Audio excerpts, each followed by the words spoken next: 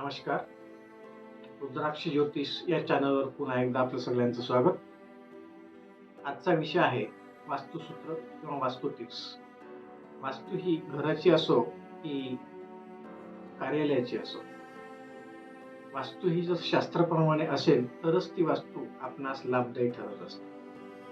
मग आपण कोणताही व्यवसाय करत असाल, कोणतीही नोकरी करत असाल, तर आपण जिथे नोकरी करतो, व्यवसाय करतो, त्या वास्तू किंवा इमारतीचा आपल्या जॉबवर नक्कीच परिणाम पडत असतो. म्हणून आपल्या वास्तूचे द्वार कोणत्या दिशेला असावे, आपला टेबल, खुर्ची किंवा बसण्याची व्यवस्था कशी असावी, तसेच कोणत्या दिशेचे द्वार व्यवसाय कोणत्या दिशेला असावा, तसेच नोकरीसाठी कोणत्या दिशेचे द्वार योग्य राहील याचा साकल्यानं विचार करायला हवा.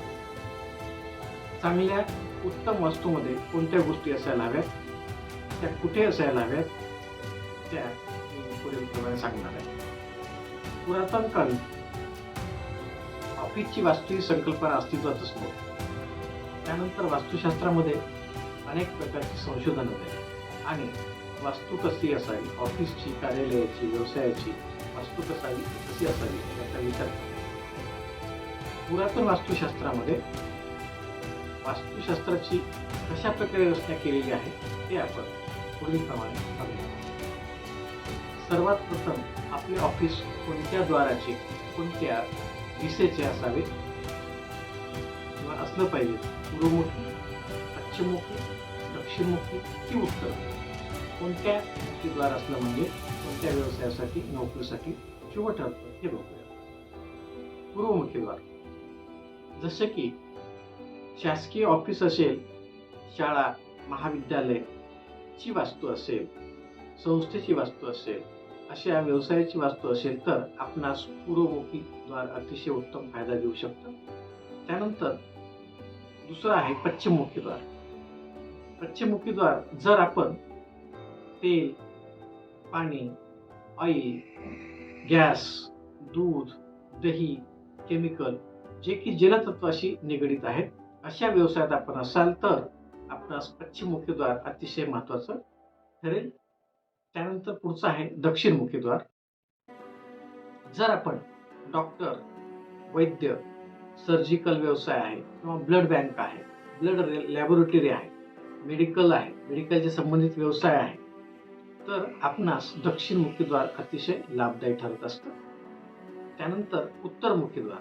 जर आपण आर्थिक व्यवसायामध्ये असाल तर उत्तरमुखी द्वार आपणास अतिशय महत्वाचं ठरतं. जसे की शेअर मार्केट असेल, पैसे देणे घेण्याचा व्यवहार असेल, व्यवसाय असेल, यामध्ये सावकारी असेल तर अशा लोकांसाठी उत्तरमुखी द्वार अतिशय महत्वाचे ठरत असते. त्यानंतर मेन द्वार. मेन द्वार जर घराच्या कोणत्याही वास्तूच्या कोणत्याही कोपऱ्यामध्ये मेन द्वार असेल तर ते द्वार हिताचं ठरू शकत नाही. तर कोणत्या व्यवसायामध्ये कोणत्या प्रकारचे द्वार असावं आणि ते हिताचं राहील ते कधीही विचारून एखाद्या चांगल्या वास्तुतज्ञाला विचारून सल्ला घेऊन ते द्वार निर्माण केलं तर चांगलं राहील. कोणत्याही ऑफिससाठी ह्या गोष्टी आपण अप्लाय करू शकतो. जसे की कोणत्याही ऑफिसचं मेन द्वार हे ऑफिसच्या कोणत्याही कोपऱ्यामध्ये नसावं.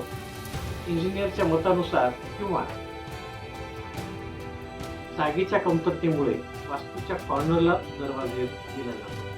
हा दरवाजा कॉर्नरचा त्या मालकाची हित बघू शकत नाही. मुहूर्त वास्तुटिकामध्ये याबाबत सविस्तर विवेचन केलेलं आहे की कॉर्नरमध्ये जर दरवाजा असेल तर तो दरवाजा व्यवसायाची हानी, शारीरिक प्रॉब्लेम, दुःख देतो, क्लेश देतो, शोक देतो, आर्थिक भय देतो, मानसिक कष्ट देतो आणि कायम मनामध्ये अनामिक दडपण देतो.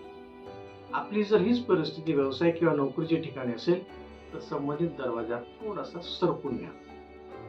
त्याचप्रमाणे कार्यालयाचा दरवाजा भिंतीच्या सेंटरला मधोमध नसावा. भिंतीच्या मध्यभागी जर दरवाजा असेल तर पूर्णच्या पूर्ण व्यवसायात हानी होते, दिवाळ निघतं आणि व्यवसाय बंद पडतो. नोकरी असेल तर नोकरीवर गदा येते, अँटी करप्शनची धाड पडते किंवा नोकरीचा आजपर्यंत उचललेला पूर्ण पगार सरकार दरबारी जमा करायची परिस्थिती निर्माण होते आणि नोकरीला कायम गमावावं लागतं.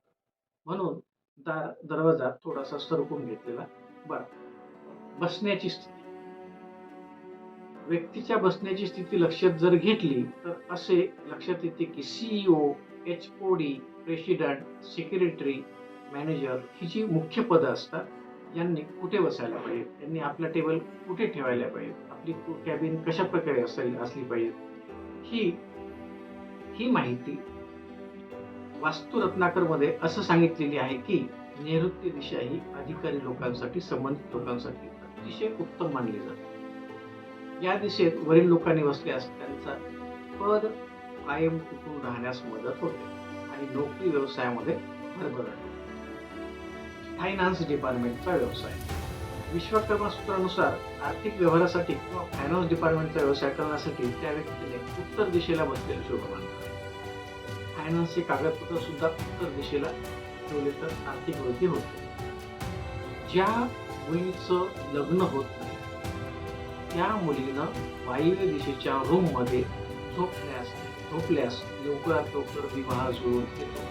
जर ती मुलगी नैऋत्य दिशेच्या रूम मध्ये झोपत असेल, जर बेडरूमची व्यवस्था नैऋत्य दिशेला असेल तर तिचं लग्न अतिशय विलंबानं होत असतं. म्हणून विवाह करू इच्छिणाऱ्या मुलींनी त्यांच्या घराच्या वायव्य दिशेच्या बेडरूम मध्ये झोपलेलं कधीही चांगलं. त्यानंतर मीटिंग हॉल किंवा मीटिंग रूम ही ऑफिसच्या पूर्व दिशेला असावी.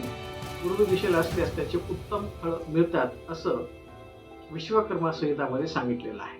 त्यानंतर बौद्धिक काम, सायंटिस्ट काम, प्रयोगशाळेचे काम, प्रयोगशाळा, वैज्ञानिक शोध असं काम आपल्या ऑफिसमध्ये असल्यास तेही नैऋत्य दिशेला केल्यास उत्तम राहील. त्यानंतर शेवटचा मुद्दा आहे मार्केटिंग. मग मार्केटिंगमध्ये मीडिया वशिष्ठ संहितामध्ये असं सांगितले आहे की मार्केटिंग, मीडिया, प्रसिद्धी, पब्लिक साठीचे काम वायव्य दिशेला करावे. जसं की वर्तमानपत्र असेल, मीडिया असेल, पत्रकारिता, हे या सगळ्या लोकांचं काम वायव्य दिशेला असावं. तसंच विश्वकर्मा सूत्रानुसार ऑफिसमध्ये गॅस, शेगडी, स्टोव, लाईटचं मीटर ही सगळी विद्युतची उपकरणं आग्नेय दिशेला असावीत. ही झाली सगळी दिशांची माहिती, व्यवसायाची माहिती. मित्रांनो, यासारखी आणखी काही वास्तूबद्दल माहिती हवी असल्यास आपण प्रत्यक्ष रुद्राक्ष ज्योतिष कार्यालय कळमनुरीला येऊन प्रत्यक्ष भेटू शकता. आणि या चॅनलवर आपण जर नवीन असाल तर असेच आमचे नवीन व्हिडिओ पाहण्यासाठी आमच्या चॅनलला सबस्क्राईब करायला विसरू नका. धन्यवाद.